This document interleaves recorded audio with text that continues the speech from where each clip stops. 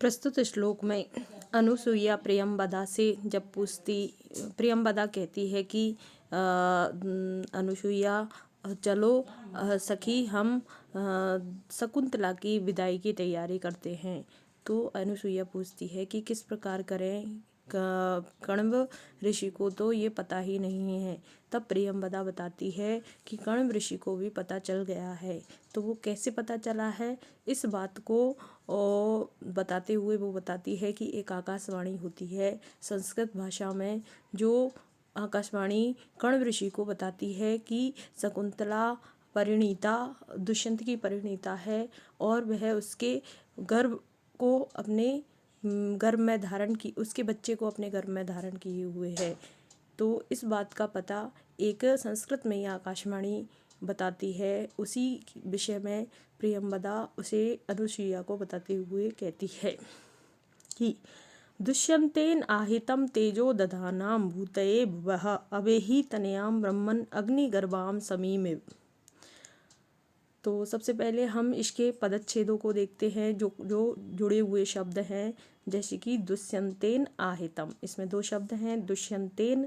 तो दुष्यंतेन में तृतीय विभक्ति है, तो न पूरा है जैसे रामेन की तरह है, तो दुष्यंत के द्वारा जैसे होता है। आहितम एक शब्द है, तो आहितम का आ और न का तेन का के न का जो ए है मिलकर के सवर्ण दीर्घ संधि हुई है यहाँ पर।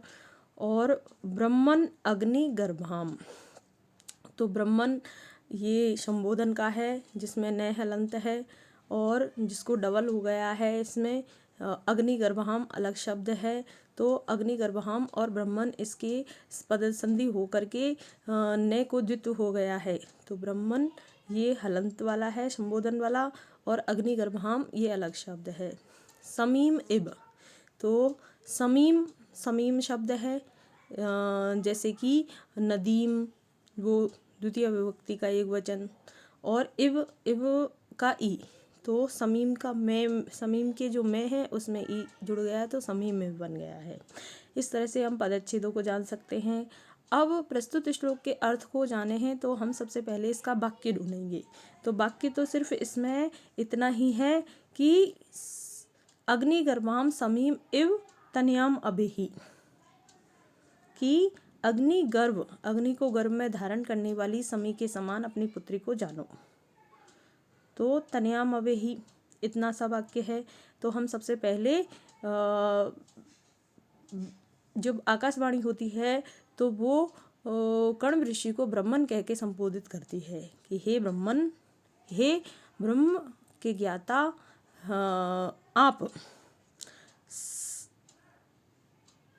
तनयाम अपनी पुत्री को कैसे जानो, अग्नि गर्भाम समीम, कि जो शमी वृक्ष होता है जिसके गर्भ में अंत में क्या होती है, अंतर में जिसके अंदर क्या होती है, अग्नि छुपी हुई होती है, अग्नि गर्भा होती है वो शमी, उसी के समान अग्नि गर्भाम समीम इव तनयाम अपनी पुत्री को अबे ही जानो। तो नीचे की लाइन का अर्थ हो जाता है कि हे ब्रह्मन, हे ब्रह्म ऋषि, आप इस पुत्री को, अपनी तनया को, तनयाम अबे ही अपनी पुत्री को जानो। कैसे जानो, अग्नि गर्भाम समीम, अर्थात अग्नि को अपने गर्भ में धारण करने वाला जिस प्रकार से वृक्ष होता है समी वृक्ष, उसी प्रकार से अपनी तनया अपनी पुत्री को जानो।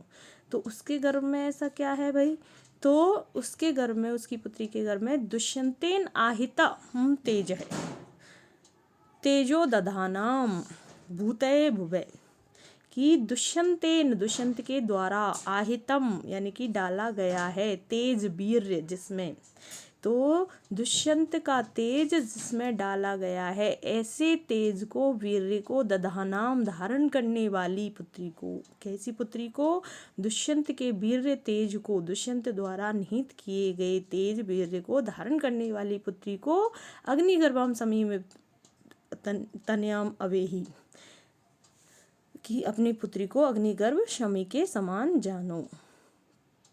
क्यों जानो, क्यों है उसका तेज इतना, कि उसका तेज है इसलिए जो दुष्यंत ने जो तेज आहित किया है, जो डाला है, वो भूतये भुवे, भुवे भूतये यानी कि धरती, भुवे माने धरती के, ये षष्ठी का एक वचन है, तो धरती के भूत भूतय कल्याण के लिए, धरती के कल्याण के लिए इस ने जो धारण की हुई जो पुत्री है, दधानाम तनया, दधाना तनया है, उस पुत्री को जानो। द्वितीय विभक्ति में दधानाम तनयाम को जानो, को के अर्थ में। तो इस तरह से हम इसका अर्थ कर सकते हैं कि हे ब्राह्मण, दुष्यंतेन आहितम ते, दुष्यंत के द्वारा जो आहित है, तेज है, भूतय भुवय, किसके लिए तेज धारण किया है उसने, कि वो धरती, भुवय भूतय, धरती के कल्याण के लिए जो दधानाम है, दधाना हुई है जो पुत्री, ऐसी तनयाम अग्निगर्भाम समी में वही, उसको ऐसे ही जानो जैसे कि अग्नि को गर्भ में धारण करने वाला शमी वृक्ष होता है जो संसार के कल्याण के लिए होता है, उसी प्रकार से आपकी पुत्री संसार के कल्याण के लिए दुष्यंत के तेज को धारण किए हुए है।